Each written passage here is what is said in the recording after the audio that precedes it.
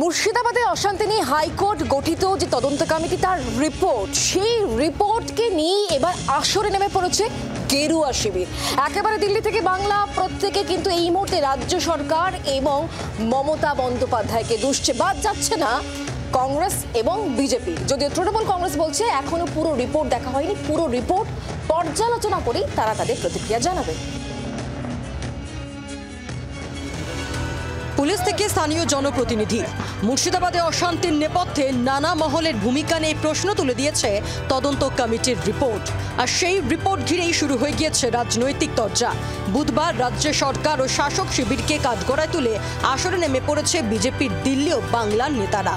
Finding में बहुत साफ साफ तौर पर तृणमूल कांग्रेस के नेता और एमएलए का नाम भी सामने आया है। ममता जी, ये तो आपकी पार्टी के बहुत महबूब नजर आ रहे हैं। तृणमूल कांग्रेस के जो समस्त हिंदूरा भोट दें তাদের কাছে আমি পরিষ্কার বলে দিচ্ছি, আমি পরিষ্কার প্রশ্ন করতে চাই তাদের কাছে, আগামী দিনে যখন আপনার বাড়ি ভাঙা হবে, সেটা বালুরঘাট হোক বা বসিরহাট হোক, তখন কি তৃণমূল কংগ্রেসের পুলিশ বাঁচাতে আসবে, না জগন্নাথ মন্দিরের মিছিল যারা করেছে তারা বাঁচাতে আসবে?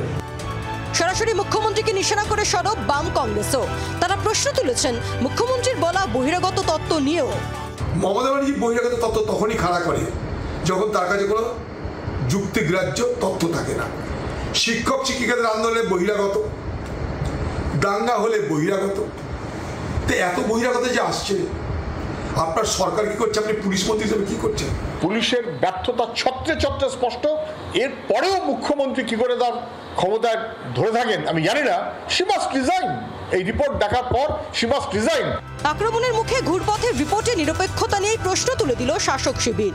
এই রিপোর্ট এটা নিরপেক্ষ কিনা, সম্পূর্ণ কিনা, এই রিপোর্টে বাস্তব পরিস্থিতি প্রতিফলিত হয়েছে কিনা, এই রিপোর্টে পর্দার নেপথ্যে থাকা চক্রান্ত প্রতিফলিত হয়েছে কিনা, আমাদের নেতৃত্ব তা পর্যালোচনা করবেন, বিশ্লেষণ করবেন। তারপর এর পরিপ্রেক্ষিতে আমাদের বক্তব্য আমরা সবিস্তারে আবার জানাবো।